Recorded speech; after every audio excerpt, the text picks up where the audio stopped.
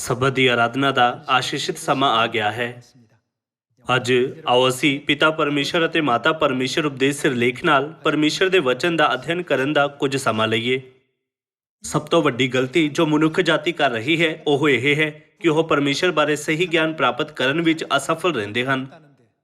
ਇਹ ਸਾਰੇ ਮਨੁੱਖਾਂ ਲਈ ਇੱਕ ਗੰਭੀਰ ਸਮੱਸਿਆ ਬਣ ਜਾਂਦੀ ਹੈ।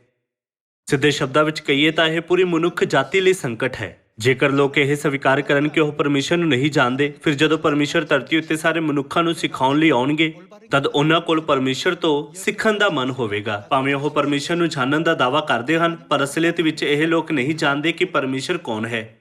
2000 ਸਾਲ ਪਹਿਲਾਂ ਸਭ ਤੋਂ ਜ਼ਿਆਦਾ ਵਿਸ਼ਵਾਸਯੋਗ ਰਸੂਲਾਂ ਵਿੱਚੋਂ ਇੱਕ ਰਸੂਲ ਪੌਲਸ ਨੇ ਐਥੇਂਸ ਨਾਮਕ ਇੱਕ ਸ਼ਹਿਰ ਦਾ ਦੌਰਾ ਕੀਤਾ। ਜਦੋਂ ਉਹ ਉੱਥੇ ਪਹੁੰਚਿਆ ਤਦ ਉਸਨੇ ਬਹੁਤ ਸਾਰੇ ਲੋਕਾਂ ਨੂੰ ਝੂਠੇ ਦੇਵਤਿਆਂ ਦੀ ਉਪਾਸਨਾ ਕਰਦੇ ਹੋਏ ਪਾਇਆ। ਉਹ ਲੋਕਾਂ ਦੁਆਰਾ ਬਣਾਈ ਗਈ ਇੱਕ ਵੇਦੀ ਕੋਲ ਆਇਆ ਜਿਸ ਉੱਤੇ ਇਹ ਲਿਖਿਆ ਸੀ, ਅਣਜਾਣੇ ਈਸ਼ਵਰ ਲਈ। ਰਸੂਲ ਪੌਲਸ ਨੇ ਇਸ ਤੋਂ ਪਰੇਸ਼ਾਨ ਅਤੇ ਦੁਖੀ ਮਹਿਸੂਸ ਕੀਤਾ ਅਤੇ ਕਿਹਾ, ਕਿਵੇਂ ਤੁਸੀਂ ਅੱਖਾਂ ਬੰਦ ਕਰਕੇ ਇੱਕ ਅਣਜਾਣੇ ਈਸ਼ਵਰ ਦੀ ਉਪਾਸਨਾ ਕਰ ਸਕਦੇ ਹੋ? ਉਸਨੇ ਅੱਗੇ ਆ ਕੇ ਕਿਹਾ, ਕਿਉਂਕਿ ਤੁਸੀਂ ਅਣਜਾਣੇ ਈਸ਼ਵਰ ਨੂੰ ਪੂਜਦੇ ਹੋ, ਹੁਣ ਮੈਂ ਤੁਹਾਨੂੰ ਪਰਮੇਸ਼ਰ ਦਾ ਸਮਾਚਾਰ ਸੁਣਾਉਂਦਾ ਹਾਂ, ਜਿਨ੍ਹਾਂ ਨੇ ਧਰਤੀ ਉੱਤੇ ਉਹਨਾਂ ਦੀਆਂ ਸਾਰੀਆਂ ਵਸਤੂਆਂ ਨੂੰ ਬਣਾਇਆ। ਉਹ ਸਵਰਗ ਅਤੇ ਧਰਤੀ ਦਾ ਸੁਆਮੀ ਹੈ। ਉਹਨਾਂ ਨੇ ਮਨੁੱਖ ਦੀਆਂ ਸਾਰੀਆਂ ਜਾਤੀਆਂ ਨੂੰ ਬਣਾਇਆ। ਅਸੀਂ ਸਿਰਫ ਉਹਨਾਂ ਦੀ ਸ੍ਰਿਸ਼ਟੀ ਹਾਂ। ਇਸ ਪ੍ਰਕਾਰ ਰਸੂਲ ਪੌਲਸ ਨੇ ਯੀਸ਼ੂ ਮਸੀਹ ਦੀ ਗਵਾਹੀ ਦਿੰਦੇ ਹੋਏ ਖੁਸ਼ਖਬਰੀ ਦਾ ਪ੍ਰਚਾਰ ਕੀਤਾ। ਅੱਜ ਕੱਲ੍ਹ ਸਾਡੇ ਆਲੇ ਦੁਆਲੇ ਕਈ ਲੋਕ ਪਰਮੇਸ਼ਰ ਉੱਤੇ ਵਿਸ਼ਵਾਸ ਕਰਨ ਦਾ ਦਾਅਵਾ ਕਰਦੇ ਹਨ। ਹੁਣ ਤੱਕ ਉਹ ਗਲਤ ਤਰੀਕੇ ਨਾਲ ਸੋਚਦੇ ਆਏ ਹਨ ਕਿ ਪਰਮੇਸ਼ਰ ਉਹਨਾਂ ਦੀ ਆਰਾਧਨਾ ਨੂੰ ਸਵੀਕਾਰ ਕਰਨਗੇ, ਜੋ ਕਿ ਵਿਅਰਥ ਹੈ, ਕਿਉਂਕਿ ਉਹ ਅੰਨੇ ਹਨ ਅਤੇ ਇਸ ਗੱਲ ਤੋਂ ਅਣਜਾਣ ਹਨ ਕਿ ਪਰਮੇਸ਼ਰ ਅਸਲ ਵਿੱਚ ਕੌਣ ਹਨ। ਫਿਰ ਪਰਮੇਸ਼ਰ ਕਿਵੇਂ ਸਾਡੀ ਆਰਾਧਨਾ ਨੂੰ ਸਵੀਕਾਰ ਕਰਨਗੇ? ਸਾਨੂੰ ਕਿਸ ਸੱਚਾਈ ਨਾਲ ਉਹਨਾਂ ਦੀ ਆਰਾਧਨਾ ਕਰਨੀ ਚਾਹੀਦੀ ਹੈ? ਨਾਲ ਹੀ ਪਰਮੇਸ਼ਰ ਕੌਣ ਹਨ ਜਿਨ੍ਹਾਂ ਦਾ ਸਾਨੂੰ ਡਰ ਮੰਨਣਾ ਚਾਹੀਦਾ ਹੈ? ਅੱਜ ਆਓ ਅਸੀਂ ਇਸ ਮਾਮਲੇ ਦੇ ਸੰਬੰਧ ਵਿੱਚ ਪਰਮੇਸ਼ਰ ਦੇ ਵਚਨ ਦਾ ਅਧਿਐਨ ਕਰਨ ਦਾ ਕੁਝ ਸਮਾਂ ਲਈਏ। ਆਓ ਅਸੀਂ ਹੋਸ਼ੇ ਦੀ ਕਿਤਾਬ ਅਧਿਆਇ 6 ਵਚਨ 3 ਉੱਤੇ ਇੱਕ ਨਜ਼ਰ ਪਾਈਏ। ਅਧਿਆਇ 6 ਵਚਨ 3, ਅਸੀਂ ਜਾਣੀਏ, ਅਸੀਂ ਯਹੋਵਾ ਨੂੰ ਜਾਣਨ ਲਈ ਪਿੱਛੇ ਲੱਗੀਏ। ਉਹਦਾ ਨਿਕਲਣਾ ਫਜਰ ਵਾਂਗੂ ਯਕੀਨੀ ਹੈ। ਉਹ ਸਾਡੇ ਕੋਲ ਵਰਖਾ ਵਾਂਗੂ ਆਵੇਗਾ, ਛੇਕੜਲੀ ਵਰਖਾ ਵਾਂਗੂ ਜਿਹੜੀ ਭੂਮੀ ਨੂੰ ਸਿੰਜਦੀ ਹੈ। ਸਾਰੀ ਮਨੁੱਖ ਜਾਤੀ ਨੂੰ ਆਪਣੇ ਆਪ ਨੂੰ ਪਰਮੇਸ਼ਰ ਨੂੰ ਮਿਲਣ ਦੀ ਸਥਿਤੀ ਵਿੱਚ ਲੱਭਣਾ ਚਾਹੀਦਾ ਹੈ, ਪਰ ਬਦਕਿਸਮਤੀ ਨਾਲ ਉਹ ਨਹੀਂ ਜਾਣਦੇ ਕਿ ਪਰਮੇਸ਼ਰ ਅਸਲ ਵਿੱਚ ਕੌਣ ਹਨ। ਇਸ ਲਈ ਹੋਸ਼ਿਆ ਨਬੀ ਨੇ ਕਿਹਾ, ਅਸੀਂ ਜਾਣੀਏ, ਅਸੀਂ ਯਹੋਵਾ ਨੂੰ ਜਾਣਨ ਲਈ ਪਿੱਛੇ ਲੱਗੀਏ। ਮਨੁੱਖ ਜਾਤੀ ਪਰਮੇਸ਼ਰ ਬਾਰੇ ਕੁਝ ਨਹੀਂ ਜਾਣਦੀ। ਭਾਵੇਂ ਪਰਮੇਸ਼ਰ ਸਰੀਰ ਵਿੱਚ ਧਰਤੀ ਉੱਤੇ ਆਏ, ਲੋਕ ਉਹਨਾਂ ਨੂੰ ਨਹੀਂ ਜਾਣਦੇ। ਉਹ ਇਹ ਵੀ ਨਹੀਂ ਜਾਣਦੇ ਕਿ ਪਰਮੇਸ਼ਰ ਦੇ ਕਿੰਨੇ ਸਵਰੂਪ ਹਨ। ਜੇਕਰ ਉਹ ਪਰਮੇਸ਼ਰ ਨੂੰ ਜਾਣੇ ਬਿਨਾਂ ਉਹਨਾਂ ਉੱਤੇ ਅਗਿਆਨਤਾ ਨਾਲ ਵਿਸ਼ਵਾਸ ਕਰਦੇ ਹਨ ਤਦ ਉਹ ਐਥਨਸ ਦੇ ਲੋਕਾਂ ਨਾਲੋਂ ਅਲੱਗ ਨਹੀਂ ਹਨ। ਜਦੋਂ ਰਸੂਲ ਪੌਲਸ ਐਥਨਸ ਵਿੱਚ ਗਿਆ ਤਦ ਲੋਕ ਵੇਦੀ ਦੇ ਸਾਹਮਣੇ ਆਪਣੇ ਦੇਵਤਿਆਂ ਦੀ ਉਪਾਸਨਾ ਕਰ ਰਹੇ ਸੀ, ਜਿਸ ਉੱਤੇ ਲਿਖਿਆ ਸੀ, ਅਣਜਾਣੇ ਈਸ਼ਵਰ ਲਈ। 2000 ਸਾਲਾਂ ਬਾਅਦ ਇਸ ਯੁੱਗ ਵਿੱਚ ਉਹ ਇਤਿਹਾਸ ਇੱਕ ਵਾਰ ਦੁਬਾਰਾ ਦੁਹਰਾਇਆ ਜਾ ਰਿਹਾ ਹੈ। ਅਸੀਂ ਪਿਤਾ ਪਰਮੇਸ਼ਰ ਅਤੇ ਮਾਤਾ ਪਰਮੇਸ਼ਰ ਉੱਤੇ ਵਿਸ਼ਵਾਸ ਕਰਦੇ ਹਾਂ, ਪਰ ਸੰਸਾਰ ਵਿੱਚ ਬਹੁਤ ਸਾਰੇ ਚਰਚ ਹੁਣ ਵੀ ਦਾਅਵਾ ਕਰਦੇ ਹਨ ਪਰਮੇਸ਼ਰ ਸਿਰਫ ਇੱਕ ਹੈ। ਪਿਤਾ ਪਰਮੇਸ਼ਰ ਦੇ ਇਲਾਵਾ ਕੋਈ ਦੂਸਰਾ ਪਰਮੇਸ਼ਰ ਨਹੀਂ ਹੈ। ਕੀ ਹੋਵੇਗਾ ਜੇਕਰ ਪਰਮੇਸ਼ਰ ਸਿਰਫ ਪਿਤਾ ਪਰਮੇਸ਼ਰ ਦੇ ਸਰੂਪ ਵਿੱਚ ਨਹੀਂ ਪਰ ਮਾਤਾ ਪਰਮੇਸ਼ਰ ਦੇ ਸਰੂਪ ਵਿੱਚ ਵੀ ਪ੍ਰਗਟ ਹੋਣ? ਫਿਰ ਕੀ ਸੰਸਾਰ ਦੇ ਸਾਰੇ ਚਰਚ ਜੋ ਪਰਮੇਸ਼ਰ ਦੀ ਮੁਕਤੀ ਦੀ ਉਡੀਕ ਕਰ ਰਹੇ ਹਨ ਮਨ ਤੋਂ ਉਹਨਾਂ ਨੂੰ ਸਵੀਕਾਰ ਕਰਨਗੇ? ਕਿ ਉਹ ਉਹਨਾਂ ਨੂੰ ਸਵੀਕਾਰ ਕਰ ਸਕਣਗੇ? ਉਹਨਾਂ ਨੂੰ ਸਿਰਫ ਪਿਤਾ ਪਰਮੇਸ਼ਰ ਉੱਤੇ ਵਿਸ਼ਵਾਸ ਕਰਨਾ ਸਿਖਾਇਆ ਗਿਆ ਹੈ। ਉਹ ਸਿਰਫ ਪਿਤਾ ਪਰਮੇਸ਼ਰ ਦੀ ਉਡੀਕ ਕਰ ਰਹੇ ਸੀ। ਫਿਰ ਵੀ ਮਾਤਾ ਪਰਮੇਸ਼ਰ ਸਾਡੇ ਕੋਲ ਆਏ ਹਨ ਕਿ ਉਹ ਸੱਚਮੁੱਚ ਉਹਨਾਂ ਨੂੰ ਸਵੀਕਾਰ ਕਰ ਸਕਦੇ ਹਨ। ਦਰਅਸਲ ਕੋਈ ਵੀ ਉਹਨਾਂ ਨੂੰ ਸਵੀਕਾਰ ਕਰਨ ਵਿੱਚ ਯੋਗ ਨਹੀਂ ਹੈ। ਸਿਰਫ ਉਹ ਜੋ ਪਿਤਾ ਪਰਮੇਸ਼ਰ ਅਤੇ ਮਾਤਾ ਪਰਮੇਸ਼ਰ ਉੱਤੇ ਵਿਸ਼ਵਾਸ ਕਰਦੇ ਹਨ ਉਹਨਾਂ ਨੂੰ ਸਵੀਕਾਰ ਕਰਨ ਵਿੱਚ ਸਮਰਥੀ ਹਨ ਜਦੋਂ ਉਹ ਪ੍ਰਗਟ ਹੁੰਦੇ ਹਨ। ਕਿ ਤੁਸੀਂ ਇਸ ਨਾਲ ਸਹਿਮਤ ਨਹੀਂ? ਫਿਰ ਕਿਉਂ ਅੱਜ ਉਹ ਸਾਰੇ ਚਰਚ ਸਿਰਫ ਪਿਤਾ ਪਰਮੇਸ਼ਰ ਉੱਤੇ ਦ੍ਰਿੜਤਾ ਨਾਲ ਵਿਸ਼ਵਾਸ ਕਰਦੇ ਹਨ? ਉਹ ਪਰਮੇਸ਼ਰ ਨੂੰ ਸਿਰਫ ਨਰ ਸਵਰੂਪ ਦੇ ਰੂਪ ਵਿੱਚ ਕਿਉਂ ਸਮਝਦੇ ਹਨ? ਅੱਜ ਦੁਨੀਆ ਭਰ ਦੇ ਸਾਰੇ ਚਰਚ ਬਾਈਬਲ ਦੀਆਂ ਸੱਚੀਆਂ ਸਿੱਖਿਆਵਾਂ ਨੂੰ ਨਹੀਂ ਜਾਣਦੇ। ਮਤਲਬ ਉਹ ਇਸ ਸੱਚਾਈ ਨੂੰ ਨਹੀਂ ਜਾਣਦੇ ਪਿਤਾ ਪਰਮੇਸ਼ਰ ਦੇ ਨਾਲ ਨਾਲ ਮਾਤਾ ਪਰਮੇਸ਼ਰ ਵੀ ਮੌਜੂਦ ਹੈ। ਇਸ ਲਈ ਇਹ ਹੈਰਾਨੀਜਨਕ ਨਹੀਂ ਹੈ ਕਿ ਉਹ ਕਦੀ ਸਵੀਕਾਰ ਨਾ ਕਰਨ, ਬਲਕਿ ਮਾਤਾ ਪਰਮੇਸ਼ਰ ਦਾ ਇਨਕਾਰ ਕਰਨ ਜੋ ਸਰੀਰ ਵਿੱਚ ਆਏ ਹਨ। 2000 ਸਾਲ ਪਹਿਲਾਂ ਫਰੀਸੀਆਂ, ਪ੍ਰਬੰਧਕਾਂ ਅਤੇ ਸ਼ਾਸਤਰੀਆਂ ਵਾਂਗ ਸਾਰੇ ਧਾਰਮਿਕ ਨੇਤਾਵਾਂ ਨੇ ਮਸੀਹ ਨੂੰ ਜੋ ਸਰੀਰ ਵਿੱਚ ਆਏ ਸੀ ਅਸਵੀਕਾਰ ਕਰਕੇ ਸਲੀਬ ਉੱਤੇ ਚੜਾਇਆ। ਇਸ ਯੁੱਗ ਵਿੱਚ ਵੀ ਅਜਿਹਾ ਹੀ ਹੈ। ਪਰਮੇਸ਼ਰ ਵਿੱਚ ਉਹਨਾਂ ਦੇ ਗਿਆਨ ਦੀ ਕਮੀ ਕਰਕੇ ਉਹ ਪਰਮੇਸ਼ਰ ਦਾ ਇਨਕਾਰ ਕਰਦੇ, ਉਹਨਾਂ ਦੀ ਨਿੰਦਾ ਕਰਦੇ ਅਤੇ ਝੂਠੀਆਂ ਅਫਵਾਹਾਂ ਫੈਲਾਉਂਦੇ ਹਨ ਅਤੇ ਬਾਈਬਲ ਦੀਆਂ ਸਿੱਖਿਆਵਾਂ ਨੂੰ ਨਜ਼ਰਅੰਦਾਜ਼ ਕਰਦੇ ਹਨ। ਉਹਨਾਂ ਦਾ ਵਿਵਹਾਰ ਤਰਕਹੀਨ ਅਤੇ ਮੂਰਖਤਾ ਭਰਿਆ ਹੈ। ਹੁਣ ਆਓ ਅਸੀਂ ਮਤੀ ਦੀ ਕਿਤਾਬ ਅਧਿਆਇ 6 ਵਚਨ 8 ਦੇ ਦੁਆਰਾ ਪਰਮੇਸ਼ਰ ਦੀ ਸਿੱਖਿਆ ਦੇਖੀਏ। ਸੋ ਤੁਸੀਂ ਉਹਨਾਂ ਵਰਗੇ ਨਾ ਹੋਵੋ ਜੋ ਤੁਹਾਡਾ ਪਿਤਾ ਤੁਹਾਡੇ ਮੰਗਣ ਤੋਂ ਪਹਿਲਾਂ ਹੀ ਜਾਣਦਾ ਹੈ ਭਾਈ ਤੁਹਾਨੂੰ ਕਿੰਨਾ ਵਸਤਾਂ ਦੀ ਲੋੜ ਹੈ। ਜਦੋਂ ਯਿਸੂ ਧਰਤੀ ਉੱਤੇ ਆਏ ਉਹਨਾਂ ਨੇ ਮਨੁੱਖ ਜਾਤੀ ਨੂੰ ਇਹ ਸਿਖਾਉਂਦੇ ਹੋਏ ਕਿ ਪਰਮੇਸ਼ਰ ਸਾਡੇ ਪਿਤਾ ਹਨ, ਸਾਨੂੰ ਪਰਮੇਸ਼ਰ ਦੀ ਮੌਜੂਦਗੀ ਬਾਰੇ ਸਿਖਾਇਆ। ਵਚਨ 9, ਸੋ ਤੁਸੀਂ ਇਸ ਵਿਧੀ ਨਾਲ ਪ੍ਰਾਰਥਨਾ ਕਰੋ, ਹੇ ਸਾਡੇ ਉਹ ਕੌਣ ਹਨ? ਪਿਤਾ ਜਿਹੜਾ ਸਵਰਗ ਵਿੱਚ ਹੈ, ਤੇਰਾ ਨਾਮ ਪਾਕ ਮੰਨਿਆ ਜਾਵੇ, ਤੇਰਾ ਰਾਜ ਆਵੇ, ਤੇਰੀ ਮਰਜ਼ੀ ਜਿਹੀ ਸਵਰਗ ਵਿੱਚ ਪੂਰੀ ਹੁੰਦੀ ਹੈ ਜ਼ਮੀਨ ਉੱਤੇ ਵੀ ਹੋਵੇ। ਸਾਡੀ ਰੋਜ਼ ਦੀ ਰੋਟੀ ਅੱਜ ਸਾਨੂੰ ਦੇ ਅਤੇ ਸਾਡੇ ਕਰਜ਼ ਸਾਨੂੰ ਮਾਫ ਕਰ ਜਿਵੇਂ ਅਸਾਂ ਵੀ ਆਪਣੇ ਕਰਜ਼ਾਈਆਂ ਨੂੰ ਮਾਫ ਕੀਤਾ ਹੈ, ਅਤੇ ਸਾਨੂੰ ਪਰਤਾਵੇ ਵਿੱਚ ਨਾ ਲਿਆ ਸਗੋਂ ਬੁਰਾਈ ਤੋਂ ਬਚਾ। 나라와 권세와 영광이 아버지께 영원히 사옵나이다. 아멘 했습니다. ਸਾਰੀ ਮਨੁੱਖ ਜਾਤੀ ਨੂੰ ਸਿਖਾਈ ਗਈ ਯਿਸੂ ਦੀ ਪ੍ਰਾਰਥਨਾ ਵਿੱਚ ਉਹਨਾਂ ਨੇ ਉਹ ਸ਼ਬਦ ਵਰਤਿਆ ਜਿਸ ਵਿੱਚ ਪਰਮੇਸ਼ਰ ਨੂੰ ਸਾਡੇ ਪਿਤਾ ਕਿਹਾ ਗਿਆ ਸੀ। ਬਹੁਤ ਸਾਰੀਆਂ ਅਜਿਹੀਆਂ ਆਇਤਾਂ ਹਨ ਜੋ ਨਾ ਸਿਰਫ ਸਾਡੇ ਪਿਤਾ ਪਰਮੇਸ਼ਰ ਬਲਕਿ ਸਾਡੀ ਮਾਤਾ ਪਰਮੇਸ਼ਰ ਦੀ ਮੌਜੂਦਗੀ ਨੂੰ ਵੀ ਸਪਸ਼ਟ ਰੂਪ ਨਾਲ ਪ੍ਰਮਾਣਿਤ ਕਰਦੀਆਂ ਹਨ। ਪਰ ਅੱਜ ਲੋਕ ਸਿਰਫ ਇਸ ਵਿਸ਼ੇਸ਼ ਆਇਤ ਤੇ ਜ਼ੋਰ ਦਿੰਦੇ ਹਨ ਜੋ ਕਹਿੰਦੀ ਹੈ, ਹੇ ਸਾਡੇ ਪਿਤਾ ਜਿਹੜਾ ਸਵਰਗ ਵਿੱਚ ਹੈ, ਤੇ ਜਿੱਦ ਕਰਦੇ ਹਨ ਕਿਉਂਕਿ ਪਰਮੇਸ਼ਰ ਸਾਡੇ ਪਿਤਾ ਹਨ। ਇਸ ਲਈ ਸਿਰਫ ਨਰ ਸਵਰੂਪ ਦੇ ਪਰਮੇਸ਼ਰ ਦੀ ਮੌਜੂਦਗੀ ਹੈ। ਇੱਥੇ ਅਸੀਂ ਇੱਕ ਵੱਡੀ ਅਗਿਆਤ ਗੱਲ ਪਾ ਸਕਦੇ ਹਨ। ਜੇਕਰ ਉਹਨਾਂ ਨੂੰ ਇਸ ਤਰ੍ਹਾਂ ਦੀ ਗਲਤ ਫਹਿਮੀ ਹੈ, ਉਹ ਮਾਤਾ ਪਰਮੇਸ਼ਰ ਨੂੰ ਕਿਵੇਂ ਸਵੀਕਾਰ ਕਰਨਗੇ ਭਾਵੇਂ ਉਹ ਮਨੁੱਖ ਜਾਤੀ ਨੂੰ ਬਚਾਉਣ ਲਈ ਸਰੀਰ ਵਿੱਚ ਧਰਤੀ ਉੱਤੇ ਆਉਂਦੇ ਹਨ?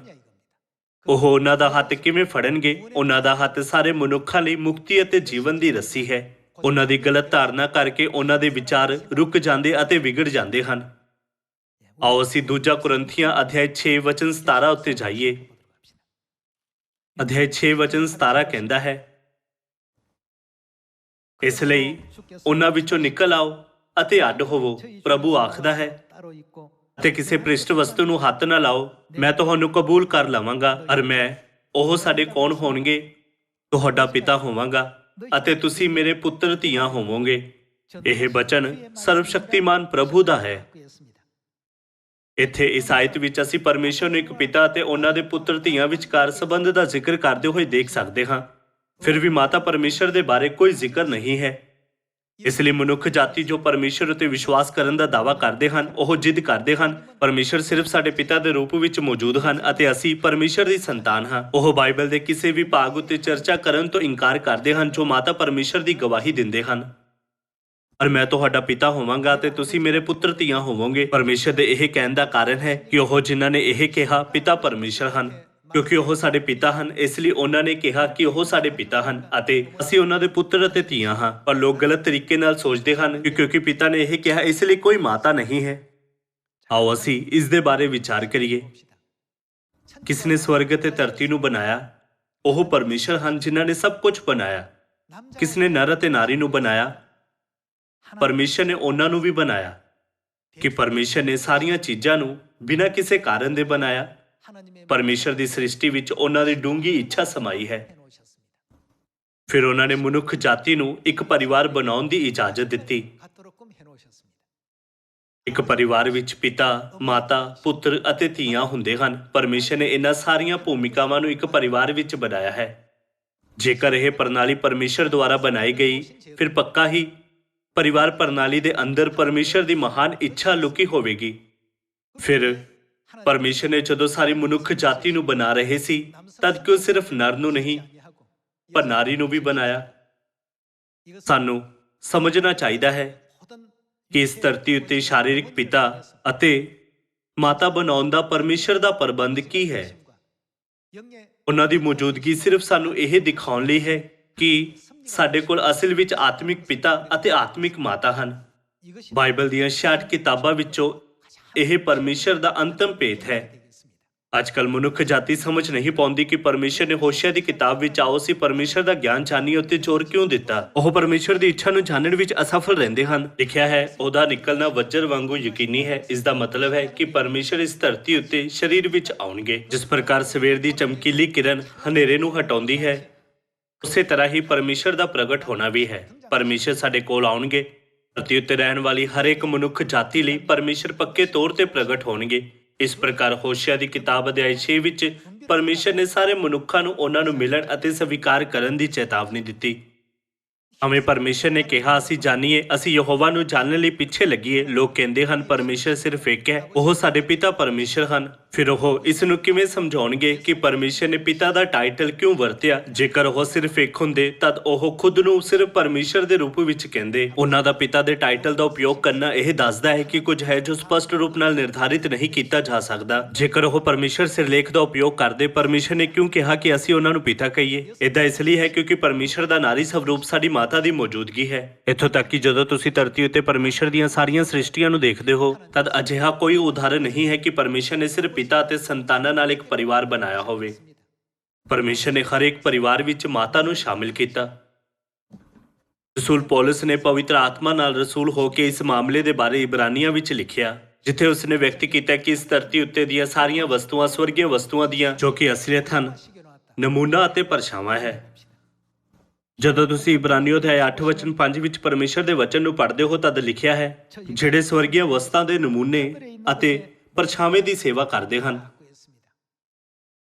ਸੰਸਾਰਿਕ ਪ੍ਰਣਾਲੀਆਂ ਸਿਰਫ ਇੱਕ ਨਮੂਨਾ ਹਨ ਅਤੇ ਇਹ ਸਵਰਗ ਵਿੱਚ ਪਾਈ ਜਾਣ ਵਾਲੀ ਆਪਣੀ ਅਸਲੀਅਤ ਦੇ ਅਨੁਸਾਰ ਬਣਾਈ ਗਈ ਸੀ। ਸਿਰਫ ਡੇਰਾ ਨਹੀਂ, ਪਰ ਸੰਸਾਰਿਕ ਪਰਿਵਾਰ ਪ੍ਰਣਾਲੀ ਵੀ ਸਵਰਗ ਦਾ ਨਮੂਨਾ ਅਤੇ ਪਰਛਾਵਾਂ ਹੈ। ਜਿਵੇਂ ਇਸ ਧਰਤੀ ਉੱਤੇ ਸਾਡੇ ਕੋਲ ਪਿਤਾ ਹੁੰਦੇ ਹਨ, ਉਸੇ ਤਰ੍ਹਾਂ ਸਵਰਗ ਵਿੱਚ ਸਾਡੇ ਕੋਲ ਪਿਤਾ ਹਨ। ਜਿਵੇਂ ਇਸ ਧਰਤੀ ਉੱਤੇ ਪੁੱਤਰ ਅਤੇ ਧੀਆਂ ਹੁੰਦੀਆਂ ਹਨ, ਉਸੇ ਤਰ੍ਹਾਂ ਸਵਰਗ ਵਿੱਚ ਪੁੱਤਰ ਅਤੇ ਧੀਆਂ ਹਨ। ਨਮੂਨੇ ਨੂੰ ਸਿਰਫ ਅਸਲੀਅਤ ਦੇ ਆਧਾਰ ਤੇ ਹੀ ਬਣਾਇਆ ਜਾ ਸਕਦਾ ਹੈ। ਇੱਕ ਨਮੂਨਾ ਅਤੇ ਪਰਛਾਵਾਂ ਅਸਲੀਅਤ ਮਤਲਬ ਮੂਲ ਰੂਪ ਦੀ ਹੋਂਦ ਤੋਂ ਬਿਨਾਂ ਮੌਜੂਦ ਨਹੀਂ ਹੋ ਸਕਦੇ। ਸੰਸਾਰਿਕ ਪਰਿਵਾਰ ਵਿੱਚ ਜੋ ਕਿ ਪਰਛਾਵਾਂ ਹੈ, ਪਿਤਾ, ਪੁੱਤਰ ਅਤੇ ਧੀਆਂ ਮੌਜੂਦ ਹਨ। ਇਹ ਸਾਡੀਆਂ ਆਤਮਾਵਾਂ ਦੇ ਪਿਤਾ ਅਤੇ ਉਹਨਾਂ ਦੇ ਆਤਮਿਕ ਪੁੱਤਰ ਅਤੇ ਧੀਆਂ ਦੀ ਮੌਜੂਦਗੀ ਨੂੰ ਦਰਸਾਉਂਦਾ ਹੈ। ਇਸ ਮਾਮਲੇ ਦੇ ਬਾਰੇ ਥੋੜੀ ਦੇਰ ਪਹਿਲਾਂ ਅਸੀਂ ਦੂਜਾ ਕੁਰਿੰਥੀਓ ਅਧਿਆਇ 6 ਵਚਨ 18 ਦੇ ਦੁਆਰਾ ਪੜ੍ਹਿਆ ਸੀ। ਸੰਸਾਰਿਕ ਪ੍ਰਣਾਲੀ ਸਵਰਗੀ ਪ੍ਰਣਾਲੀ ਦੇ ਨਾਲ ਇੱਕ ਸਹੀ ਮੇਲ ਹੈ। ਇਸ ਦੇ ਉਲਟ ਚਰਚ ਅੱਜ ਵੀ ਦਾਅਵਾ ਕਰਨਾ ਜਾਰੀ ਰੱਖਦੇ ਹਨ ਸੰਸਾਰਿਕ ਪਰਿਵਾਰ ਪ੍ਰਣਾਲੀ ਵਿੱਚ ਮਾਤਾ ਹੈ, ਪਰ ਆਤਮਿਕ ਦੁਨੀਆ ਵਿੱਚ ਜੋ ਅਸਲੀਅਤ ਹੈ ਮਾਤਾ ਨਹੀਂ ਹੈ। ਮਾਤਾ ਪਰਮੇਸ਼ਰ ਮੌਜੂਦ ਨਹੀਂ ਹੈ। ਇਸ ਲਈ ਚਰਚ ਆਫ ਗੋਡ ਇੱਕ ਅਜੀਬ ਚਰਚ ਹੈ। ਅਸੀਂ ਬਿਲਕੁਲ ਵੀ ਅਜੀਬ ਨਹੀਂ ਹਾਂ। ਸਾਡੀ ਸਿੱਖਿਆ ਪੂਰੀ ਤਰ੍ਹਾਂ ਬਾਈਬਲ ਉੱਤੇ ਆਧਾਰਿਤ ਹੈ ਅਤੇ ਇਹ ਸਿੱਧੇ ਪਰਮੇਸ਼ਰ ਵੱਲੋਂ ਆਉਂਦੀ ਹੈ। ਚਰਚ ਆਫ ਗੋਡ ਹੀ ਇੱਕੋ ਇੱਕ ਚਰਚ ਹੈ ਜੋ ਪਰਮੇਸ਼ਰ ਦੀਆਂ ਸਾਰੀਆਂ ਸਿੱਖਿਆਵਾਂ ਦਾ ਜਿਵੇਂ ਉਹ ਦਿੱਤੀਆਂ ਗਈਆਂ ਹਨ ਉਸੇ ਤਰ੍ਹਾਂ ਇਮਾਨਦਾਰੀ ਨਾਲ ਪਾਲਣ ਕਰਦਾ ਹੈ। ਭਾਵੇਂ ਹੋਰ ਚਰਚ ਇੱਕ ਅਗਿਆਤ ਈਸ਼ਵਰ ਦੀ ਉਪਾਸਨਾ ਕਰਦੇ ਹਨ, ਪਰ ਅਸੀਂ ਉਹ ਪਰਮੇਸ਼ਰ ਦੀ ਉਪਾਸਨਾ ਕਰਦੇ ਹਾਂ ਜਿਨ੍ਹਾਂ ਨੂੰ ਅਸੀਂ ਜਾਣਦੇ ਹਾਂ। ਫਿਰ ਇਸ ਮਾਮਲੇ ਉੱਤੇ ਬਹਿਸ ਕਰਨ ਦੀ ਬਜਾਏ ਕਿ ਸਾਨੂੰ ਬਾਈਬਲ ਦੇ ਜ਼ਰੀਏ ਸਾਰੇ ਉੱਤਰਾਂ ਨੂੰ ਨਹੀਂ ਲੱਭਣਾ ਚਾਹੀਦਾ, ਆਓ ਅਸੀਂ ਪਰਮੇਸ਼ਰ ਦੁਆਰਾ ਦਿੱਤੇ ਉੱਤਰਾਂ ਨੂੰ ਜਾਣਨ ਲਈ ਉਤਪਤੀ ਅਧਿਆਇ 1 ਉੱਤੇ ਜਾਈਏ। ਉਤਪਤੀ ਅਧਿਆਇ 1 ਵਚਨ 26। ਫਿਰ ਪਰਮੇਸ਼ਰ ਨੇ ਆਖਿਆ ਕਿ ਅਸੀਂ ਪਰਮੇਸ਼ਰ ਨੇ ਕੀ ਬਣਾਇਆ? ਆਦਮੀ ਨੂੰ ਆਪਣੇ ਸਵਰੂਪ ਉੱਤੇ, ਆਪਣੇ ਸਵਰੂਪ ਵਿੱਚ, ਅਤੇ ਪਰਮੇਸ਼ਰ ਨੇ ਮਨੁੱਖ ਨੂੰ ਕਿਵੇਂ ਬਣਾਇਆ? ਔਰ ਆਪਣੇ ਵਰਗਾ ਬਣਾਈਏ। ਦੁਨੀਆ ਵਿੱਚ ਹਜ਼ਾਰਾਂ ਚਰਚ ਦਾਅਵਾ ਕਰਦੇ ਹਨ ਪਰਮੇਸ਼ਰ ਸਿਰਫ ਪਿਤਾ ਪਰਮੇਸ਼ਰ ਹਨ, ਪਰ ਬਾਈਬਲ ਕੀ ਕਹਿੰਦੀ ਹੈ? ਅਸੀਂ ਮਨੁੱਖ ਨੂੰ ਬਣਾਈਏ, ਅਸੀਂ ਮਨੁੱਖ ਜਾਤੀ ਨੂੰ ਬਣਾਈਏ। ਇਸ ਵਚਨ ਨੂੰ ਦੇਖ ਕੇ ਕਿ ਅਸੀਂ ਸਪਸ਼ਟ ਰੂਪ ਨਾਲ ਪੁਸ਼ਟੀ ਨਹੀਂ ਕਰ ਸਕਦੇ ਕਿ ਪਰਮੇਸ਼ਰ ਜਿਨ੍ਹਾਂ ਨੇ ਸਾਰੀ ਵਸਤੂਆਂ ਨੂੰ ਬਣਾਇਆ ਇੱਕ ਵਚਨ ਨਹੀਂ ਬਲਕਿ ਬਹੁਵਚਨ ਦੇ ਪਰਮੇਸ਼ਰ ਹਨ। ਆਓ ਅਸੀਂ ਦੁਬਾਰਾ ਵਚਨ 26 ਉੱਤੇ ਜਾਈਏ। ਤਾਂ ਪਰਮੇਸ਼ਰ ਨੇ ਆਖਿਆ ਕਿ ਅਸੀਂ ਆਦਮੀ ਨੂੰ ਆਪਣੇ ਸਵਰੂਪ ਉੱਤੇ ਔਰ ਆਪਣੇ ਵਰਗਾ ਬਣਾਈਏ, ਅਤੇ ਉਹ ਸਮੁੰਦਰ ਦੀਆਂ ਮੱਛੀਆਂ ਉੱਤੇ ਅਤੇ ਆਕਾਸ਼ ਦੇ ਪੰਛੀਆਂ ਉੱਤੇ ਅਤੇ ਡੰਗਰਾਂ ਉੱਤੇ, ਸਗੋਂ ਸਾਰੀ ਧਰਤੀ ਉੱਤੇ ਅਤੇ ਧਰਤੀ ਪੁਰ ਸਾਰੇ ਕਿਸਰਨ ਵਾਲਿਆਂ ਉੱਤੇ ਰਾਜ ਕਰਨ। ਵਚਨ 27। ਸੋ ਪਰਮੇਸ਼ਰ ਨੇ ਆਦਮੀ ਨੂੰ ਆਪਣੇ ਸਵਰੂਪ ਉੱਤੇ ਉਤਪੰਨ ਕੀਤਾ। ਕਿ ਇੱਥੇ ਆਪਣੇ ਸਵਰੂਪ ਦਾ ਮਤਲਬ ਇੱਕ ਕਾਪੀ ਨਹੀਂ ਹੈ। ਜਦੋਂ ਪਰਮੇਸ਼ਰ ਦੇ ਸਵਰੂਪ ਦੀ ਇੱਕ ਕਾਪੀ ਬਣਾਈ ਗਈ ਤਦ ਨਰ ਅਤੇ ਇੱਕ ਨਾਰੀ ਪ੍ਰਗਟ ਹੋਏ। ਫਿਰ ਕੀ ਇਹ ਸਪਸ਼ਟ ਰੂਪ ਨਾਲ ਨਰ ਸਵਰੂਪ ਦੇ ਪਰਮੇਸ਼ਰ ਦੇ ਨਾਲ-ਨਾਲ ਨਾਰੀ ਸਵਰੂਪ ਦੇ ਪਰਮੇਸ਼ਰ ਦੀ ਮੌਜੂਦਗੀ ਦੀ ਗਵਾਹੀ ਨਹੀਂ ਦਿੰਦਾ? ਅਸੀਂ ਨਰ ਸਵਰੂਪ ਦੇ ਪਰਮੇਸ਼ਰ ਨੂੰ ਪਿਤਾ ਪਰਮੇਸ਼ਰ ਕਹਿੰਦੇ ਹਾਂ। 아버지 하나님이라고 부르고 있습니다. ਇਸ ਲਈ ਮਨੁੱਖ ਜਾਤੀ ਨੂੰ ਨਾਰੀ ਸਵਰੂਪ ਦੇ ਪਰਮੇਸ਼ਰ ਨੂੰ ਕੀ ਬੁਲਾਉਣਾ ਚਾਹੀਦਾ ਹੈ? 뭐라고 불러야 ਸਭ ਤੋਂ ਸਹੀ ਜਵਾਬ ਕੀ ਹੋਵੇਗਾ? 좋겠습니까? ਮਾਤਾ ਪਰਮੇਸ਼ਵਰ। ਜੇਕਰ ਅਸੀਂ ਨਰ ਸਵਰੂਪ ਦੇ ਪਰਮੇਸ਼ਰ ਨੂੰ, ਜਿਨ੍ਹਾਂ ਨੇ ਸਾਹ ਤੇ ਜੀਵਨ ਦਿੰਦੇ ਹੋਏ ਮਨੁੱਖ ਜਾਤੀ ਨੂੰ ਬਣਾਇਆ, ਸਾਡੇ ਪਿਤਾ ਕਹਿੰਦੇ ਹਾਂ, ਤਦ ਬੇਸ਼ੱਕ ਨਾਰੀ ਸਵਰੂਪ ਦੀ ਪਰਮੇਸ਼ਵਰ ਸਾਡੀ ਮਾਤਾ ਪਰਮੇਸ਼ਵਰ ਹੈ। ਉਤਪਤ ਅਧਿਆਇ 1 ਤੋਂ ਕਿ ਪਰਮੇਸ਼ਰ ਨੇ ਸਾਰੀ ਮਨੁੱਖ ਜਾਤੀ ਨੂੰ ਪਿਤਾ ਪਰਮੇਸ਼ਰ ਅਤੇ ਮਾਤਾ ਪਰਮੇਸ਼ਰ ਦੀ ਮੌਜੂਦਗੀ ਬਾਰੇ ਜਾਣਨ ਨਹੀਂ ਦਿੱਤਾ, ਕਿਉਂਕਿ ਅਸੀਂ ਨੰਗੀਆਂ ਅੱਖਾਂ ਨਾਲ ਆਤਮਿਕ ਦੁਨੀਆ ਨੂੰ ਨਹੀਂ ਦੇਖ ਸਕਦੇ, ਜੋ ਚੌਥਾ ਜਾਂ ਪੰਜਵਾਂ ਆਯਾਮ ਹੈ। ਇਸ ਲਈ ਕਿ ਉਹ ਸਾਨੂੰ ਬਾਈਬਲ ਦੀਆਂ ਸਿੱਖਿਆਵਾਂ ਦੇ ਜ਼ਰੀਏ ਆਤਮਿਕ ਦੁਨੀਆ ਨੂੰ ਸਪਸ਼ਟ ਰੂਪ ਨਾਲ ਦੇਖਣ ਦੀ ਇਜਾਜ਼ਤ ਨਹੀਂ ਦੇ ਰਹੇ। ਜਦੋਂ ਅਸੀਂ ਉਹਨਾਂ ਸਾਰੀਆਂ ਚੀਜ਼ਾਂ ਉੱਤੇ ਇੱਕ ਨਜ਼ਰ ਪਾਉਂਦੇ ਹਾਂ ਜਿਨ੍ਹਾਂ ਨੂੰ ਪਰਮੇਸ਼ਰ ਨੇ ਧਰਤੀ ਉੱਤੇ ਬਣਾਇਆ ਹੈ, ਤਦ ਸਾਰੇ ਰੁੱਖ ਅਤੇ ਪਸ਼ੂ ਜਿਨ੍ਹਾਂ ਨੂੰ ਪਰਮੇਸ਼ਰ ਨੇ ਬਣਾਇਆ ਨਰ ਜਾਂ ਨਾਰੀ ਦੇ ਰੂਪ ਵਿੱਚ ਅਲੱਗ ਹਨ। 수가 다 이렇게 구분되어 있습니다. ਮਨੁੱਖ ਦੇ ਨਾਲ ਵੀ ਇਸੇ ਤਰ੍ਹਾਂ ਹੀ ਹੈ, ਕਿਉਂ ਪਰਮੇਸ਼ਰ ਨੇ ਇਸ ਨੂੰ ਇਸ ਤਰ੍ਹਾਂ ਬਣਾਇਆ, ਕਿਉਂਕਿ ਨਰ ਸਵਰੂਪ ਦੇ ਪਰਮੇਸ਼ਰ ਅਤੇ ਨਾਰੀ ਸਵਰੂਪ ਦੇ ਪਰਮੇਸ਼ਰ ਦੋਨੋਂ ਮੌਜੂਦ ਹਨ। 신이신 하나님이 계시기 때문에 ਇਸ ਲਈ ਉਹਨਾਂ ਨੇ ਇਕੱਠੇ ਕੀ ਕਿਹਾ? 그랬습니까? ਅਸੀਂ ਮਨੁੱਖ ਨੂੰ ਆਪਣੇ ਸਵਰੂਪ ਅਨੁਸਾਰ 모양대로 ਆਪਣੇ ਵਰਗਾ ਬਣਾਈਏ। 사람을 창조하자. ਇਸ ਤਰ੍ਹਾਂ ਸਵਰਗ ਵਿੱਚ ਅਤੇ ਧਰਤੀ ਉੱਤੇ ਸਾਰੀਆਂ ਚੀਜ਼ਾਂ ਬਣਾਈਆਂ ਗਈਆਂ। ਡੋਂਗਿਆ ਪਬਲਿਸ਼ਿੰਗ ਕੰਪਨੀ ਦੁਆਰਾ ਪ੍ਰਕਾਸ਼ਿਤ ਕਿਤਾਬ ਦ ਮਿਸਟਰੀ ਆਫ ਦਾ ਬਾਈਬਲ ਵਿੱਚ ਇਹ ਪ੍ਰਸ਼ਨ ਪੁੱਛਿਆ ਗਿਆ ਹੈ ਕਿ ਪਰਮੇਸ਼ਰ ਨੇ ਕਿਉਂ ਅਸੀਂ ਕਿਹਾ। ਉਹਨਾਂ ਨੇ ਕਿਹਾ ਕਿ ਇਸ ਮਾਮਲੇ ਵਿੱਚ ਭਾਵੇਂ ਜਿੰਨਾ ਵੀ ਧਰਮ ਸ਼ਾਸਤਰੀ ਅਤੇ ਵਿਦਵਾਨਾਂ ਨੇ ਸੋਧ ਅਤੇ ਅਧਿਐਨ ਕੀਤੇ ਹੋਵੇ, ਇਹ ਕੁਝ ਅਜਿਹਾ ਸੀ ਜਿਸ ਨੂੰ ਕੋਈ ਸਮਝ ਨਹੀਂ ਪਾਇਆ। ਅਜਿਹਾ ਕਿਉਂ ਹੈ? ਅਜਿਹਾ ਇਸ ਲਈ ਹੈ ਕਿਉਂਕਿ ਪਰਮੇਸ਼ਰ ਨੂੰ ਐਲੋਹਿਮ ਕਿਹਾ ਜਾਂਦਾ ਹੈ, ਜੋ ਇੱਕ ਬਹੁਵਚਨ ਨਾਮ ਹੈ। ਬਾਈਬਲ ਵਿੱਚ ਇੱਕ ਵਚਨ ਨਾਮ ਅਤੇ ਦੋ ਵਚਨ ਨਾਮ ਦੋਵਾਂ ਦਾ ਉਪਯੋਗ ਕੀਤਾ ਗਿਆ ਹੈ। 등장하고 있습니다. ਜਦੋਂ ਇਹ ਖਾਸ ਕਰ ਇੱਕ ਵਚਨ ਪਰਮੇਸ਼ਰ ਨੂੰ ਸੰਕੇਤ ਕਰਦਾ ਹੈ, ਤਦ ਉਸ ਨੂੰ ਐਲ ਦੇ ਰੂਪ ਵਿੱਚ ਵਰਣਿਤ ਕੀਤਾ ਗਿਆ ਹੈ। ਹਾਲਾਂਕਿ ਉਤਪਤ ਅਧਿਆਇ 1 ਵਿੱਚ ਇਹ ਲਿਖਿਆ ਹੈ, ਆਦਿ ਵਿੱਚ ਪਰਮੇਸ਼ਰ ਨੇ ਆਕਾਸ਼ ਤੇ ਧਰਤੀ ਨੂੰ ਉਤਪਤ ਕੀਤਾ। ਇੱਥੇ ਇੱਕ ਵਚਨ ਨਾਮ ਐਲ ਦੀ ਬਜਾਏ ਬਹੁਵਚਨ ਨਾਮ ਐਲੋਹਿਮ ਦਾ ਉਪਯੋਗ ਕੀਤਾ ਗਿਆ ਹੈ। ਦੂਸਰੇ ਸ਼ਬਦਾਂ ਵਿੱਚ ਇਸ ਦਾ ਅਰਥ ਹੈ ਬਹੁਵਚਨ ਦੇ ਪਰਮੇਸ਼ਵਰ। ਸ਼ਾਬਦਿਕ ਰੂਪ ਨਾਲ ਇਸ ਦਾ ਅਨੁਵਾਦ ਇਸ ਤਰ੍ਹਾਂ ਕੀਤਾ ਜਾਣਾ ਚਾਹੀਦਾ ਹੈ, ਆਦਿ ਵਿੱਚ ਬਹੁਵਚਨ ਪਰਮੇਸ਼ਰ ਨੇ ਆਕਾਸ਼ ਤੇ ਧਰਤੀ ਨੂੰ ਉਤਪਤ ਕੀਤਾ। ਇਹ ਸ਼ਬਦ ਬਾਈਬਲ ਵਿੱਚ ਲਗਭਗ 2500 ਵਾਰ ਦਿਖਾਈ ਦਿੰਦਾ ਹੈ ਅਤੇ ਇਸ ਦੇ ਦੁਆਰਾ ਅਸੀਂ ਸੰਪੂਰਨ ਰੂਪ ਨਾਲ ਇਸ ਗੱਲ ਦੀ ਪੁਸ਼ਟੀ ਕਰ ਸਕਦੇ ਹਾਂ ਕਿ ਪਰਮੇਸ਼ਰ ਨੇ ਖੁਦ ਨੂੰ ਮਨੁੱਖ ਜਾਤੀ ਲਈ ਇੱਕ ਵਚਨ ਪਰਮੇਸ਼ਰ ਦੇ ਰੂਪ ਵਿੱਚ ਦੱਸਿਆ। ਅੱਜ ਕੱਲ੍ਹ ਅਣਗਿਣਤ ਧਰਮ ਸ਼ਾਸਤਰੀ ਜੋ ਬਾਈਬਲ ਦਾ ਲਗਨ ਨਾਲ ਅਧਿਐਨ ਕਰਨ ਲਈ ਪਛਾਣੇ ਜਾਂਦੇ ਹਨ, ਇਸ ਨੂੰ ਬਾਈਬਲ ਦਾ ਇੱਕ ਭੇਦ ਕਹਿੰਦੇ ਹਨ। ਉਹ ਸੋਚਦੇ ਹਨ ਪਰਮੇਸ਼ਰ ਨੇ ਬਹੁਵਚਨ ਨਾਮ ਦੀ ਵਰਤੋਂ ਕਿਉਂ ਕੀਤੀ। ਉਹਨਾਂ ਦੇ ਕੋਲ ਇਸ ਸਵਾਲ ਦਾ ਜਵਾਬ ਨਹੀਂ ਹੈ। ਪਰ ਜਦੋਂ ਅਸੀਂ ਉਤਪਤ ਅਧਿਆਇ 1 ਵਚਨ 26 ਤੋਂ 27 ਦੇਖਦੇ ਹਾਂ, ਫਿਰ ਇਸ ਦਾ ਜਵਾਬ ਲੱਭਣਾ ਬਹੁਤ ਆਸਾਨ ਹੈ। ਜਦੋਂ ਅਸੀਂ ਇਸ ਤੱਥ ਨੂੰ ਸਮਝਦੇ ਹਾਂ ਕਿ ਪਿਤਾ ਪਰਮੇਸ਼ਰ ਅਤੇ ਮਾਤਾ ਪਰਮੇਸ਼ਰ ਮੌਜੂਦ ਹਨ, ਫਿਰ ਇਹ ਤੱਥ ਕਿ ਬਹੁਵਚਨ ਨਾਮ ਐਲੋਹਿਮ ਦੀ ਵਰਤੋਂ ਕੀਤੀ ਜਾ ਰਹੀ ਹੈ ਬਿਲਕੁਲ ਵੀ ਅਜੀਬ ਨਹੀਂ ਹੈ। ਪਰ ਕਿਉਂਕਿ ਉਹ ਬਾਈਬਲ ਨੂੰ ਇੱਕ ਸਥਿਰ ਧਾਰਨਾ ਨਾਲ ਦੇਖਦੇ ਹਨ ਕਿ ਸਿਰਫ ਇੱਕ ਹੀ ਪਰਮੇਸ਼ਰ ਹੈ, ਇਸ ਲਈ ਇਹ ਇੱਕ ਭੇਤ ਦੇ ਰੂਪ ਵਿੱਚ ਬਣਿਆ ਹੋਇਆ ਹੈ ਜਿਸ ਦਾ ਕਦੇ ਹੱਲ ਨਹੀਂ ਹੋਇਆ। ਇਹ ਬਹੁਤ ਹੀ ਹੈਰਾਨੀਜਨਕ ਹੈ। ਪਰਮੇਸ਼ਰ ਪ੍ਰਤੀ ਦ੍ਰਿਸ਼ਟੀਕੋਣ ਵਿੱਚ ਅੰਤਰ ਦੇ ਆਧਾਰ ਤੇ ਅਸੀਂ ਜਿਸ ਦਿਸ਼ਾ ਵਿੱਚ ਅੱਗੇ ਵਧ ਰਹੇ ਹਾਂ, ਉਹ ਉਹਨਾਂ ਦੀ ਦਿਸ਼ਾ ਨਾਲ ਵੱਖਰੀ ਹੋਵੇਗੀ। ਸੰਸਾਰ ਦੇ ਲੋਕ ਕ੍ਰਿਸਮਸ ਨੂੰ ਬਹੁਤ ਮਹੱਤਵਪੂਰਨ ਮੰਨਦੇ ਹਨ, ਪਰ ਇਸ ਨੂੰ ਬਾਈਬਲ ਵਿੱਚ ਨਹੀਂ ਲੱਭਿਆ ਜਾ ਸਕਦਾ। ਪਰ ਅਸੀਂ ਫਸਾਹ ਨੂੰ ਮਹੱਤਵਪੂਰਨ ਮੰਨਦੇ ਹਾਂ ਕਿਉਂਕਿ ਬਾਈਬਲ ਵਿੱਚ ਇਸ ਦੀ ਗਵਾਹੀ ਦਿੱਤੀ ਗਈ ਹੈ। ਉਹ ਐਤਵਾਰ ਦੀ ਆਰਾਧਨਾ ਕਰਦੇ ਹਨ ਜੋ ਬਾਈਬਲ ਵਿੱਚ ਕਿਤੇ ਨਹੀਂ ਪਾਈ ਜਾਂਦੀ, ਪਰ ਅਸੀਂ ਬਾਈਬਲ ਵਿੱਚ ਪਰਮੇਸ਼ਰ ਦੀ ਸਿੱਖਿਆ ਅਨੁਸਾਰ ਦਿੱਤੇ ਗਏ ਸਬਤ ਦੇ ਦਿਨ 7ਵੇਂ ਦਿਨ ਸ਼ਨੀਵਾਰ ਨੂੰ ਆਰਾਧਨਾ ਕਰਦੇ ਹਾਂ। ਜੋ ਲੋਕ ਇਸ ਮਾਮਲੇ ਨੂੰ ਨਹੀਂ ਸਮਝਦੇ, ਉਹ ਸੋਚਦੇ ਹਨ ਕਿ ਚਰਚ ਆਫ ਗੋਡ ਅਜੀਬ ਹੈ। ਹੋਰ ਚਰਚ ਐਤਵਾਰ ਨੂੰ ਆਰਾਧਨਾ ਕਰਦੇ ਹਨ, ਪਰ ਕਿਉਂ ਉਹ ਚਰਚ ਸ਼ਨੀਵਾਰ ਨੂੰ ਆਰਾਧਨਾ ਕਰਦਾ ਹੈ? ਸਾਰੇ ਚਰਚ ਕ੍ਰਿਸਮਸ ਮਨਾਉਂਦੇ ਹਨ, ਪਰ ਕਿਉਂ ਉਹ ਚਰਚ ਫਸਾਹ ਦਾ ਪਾਲਣ ਕਰਦਾ ਹੈ? ਅੱਜ ਕੱਲ੍ਹ ਲੋਕਾਂ ਦੇ ਵਿਅਕਤੀਗਤ ਦ੍ਰਿਸ਼ਟੀਕੋਣ ਨਾਲ ਬਾਈਬਲ ਦੀ ਪਾਲਣਾ ਕਰਨ ਵਾਲੇ ਚਰਚ ਨੂੰ ਅਜੀਬ ਮੰਨਿਆ ਜਾਂਦਾ ਹੈ, ਪਰ ਉਸ ਚਰਚ ਨੂੰ ਜੋ ਬਾਈਬਲ ਦੀ ਪਾਲਣਾ ਨਹੀਂ ਕਰਦਾ, ਉਸ ਨੂੰ ਗਲਤ ਸਮਝਿਆ ਜਾਂਦਾ ਹੈ, ਜਿਵੇਂ ਕਿ ਉਹ ਇੱਕ ਸੱਚਾ ਚਰਚ ਹੈ। ਇਹੀ ਕਾਰਨ ਹੈ ਕਿ ਸਾਨੂੰ ਪੂਰੀ ਤਰ੍ਹਾਂ ਨਾਲ ਬਾਈਬਲ ਦੇ ਆਧਾਰ ਤੇ ਸਾਰੀਆਂ ਚੀਜ਼ਾਂ ਦਾ ਨਿਆਂ ਕਰਨਾ ਚਾਹੀਦਾ ਹੈ, ਕਿਉਂਕਿ ਬਾਈਬਲ ਪਰਮੇਸ਼ਰ ਦਾ ਵਚਨ ਹੈ। ਜੇਕਰ ਅਸੀਂ ਪਰਮੇਸ਼ਰ ਉੱਤੇ ਵਿਸ਼ਵਾਸ ਕਰਦੇ ਹਾਂ, ਫਿਰ ਸਾਨੂੰ ਬਾਈਬਲ ਉੱਤੇ ਵੀ ਵਿਸ਼ਵਾਸ ਕਰਨਾ ਚਾਹੀਦਾ ਹੈ। ਇਸ ਲਈ ਕਿ ਸਾਨੂੰ ਬਾਈਬਲ ਦੀ ਸਿੱਖਿਆਵਾਂ ਦਾ ਸਹੀ ਤਰੀਕੇ ਨਾਲ ਪਾਲਣ ਨਹੀਂ ਕਰਨਾ ਚਾਹੀਦਾ। ਆਓ ਅਸੀਂ ਗਲਾਤੀਆਂ ਅਧਿਆਇ 4 ਵਚਨ 26 ਵਿੱਚ ਪਰਮੇਸ਼ਰ ਦਾ ਵਚਨ ਦੇਖੀਏ। ਪਰ ਯਰੂਸ਼ਲਮ ਜੋ ਉਤਾਹ ਹੈ ਉਹ ਆਜ਼ਾਦ ਹੈ, ਅਤੇ ਉਹ ਕੌਣ ਹੈ? ਉਹ ਸਾਡੀ ਮਾਤਾ ਹੈ। ਤਾਹਾਂ ਦੀ ਯਰੂਸ਼ਲਮ ਜੋ ਕਿ ਸਵਰਗ ਵਿੱਚ ਹੈ ਸਾਡੀ ਮਾਤਾ ਜੀ ਨੂੰ ਸੰਕੇਤ ਕਰਦੀ ਹੈ। 심볼입니다. ਇਹ ਬਹੁਤ ਮਹੱਤਵਪੂਰਨ ਹੈ। ਵਚਨ 27 ਤੂੰ ਜੋ ਲਿਖਿਆ ਹੋਇਆ ਹੈ ਬਾਂਝ ਜੈਕਾਰਾ ਗਜਾ ਤੂੰ ਜੋ ਨਹੀਂ ਜਨੀ 그렇지 ਖੁੱਲ ਕੇ ਗਾ ਤੇ ਚਿਲਾ ਜਿਹਨੂੰ ਪੀੜਾ ਨਹੀਂ ਲੱਗੀਆਂ ਕਿਉਂ ਜੋ ਛੁੱਟੜ ਦੇ ਬੱਚੇ ਸੁਹਾਗਣ ਦੇ ਬੱਚਿਆਂ ਨਾਲੋਂ ਵੱਧ ਹਨ। 했으니 ਪਰ ਹੇ ਭਰਾਵੋ ਅਸੀਂ ਇਸਹਾਕ ਵਾਂਗੂ ਬਚਨ ਦੀ ਸੰਤਾਨ ਹਾਂ। 속의 자녀라.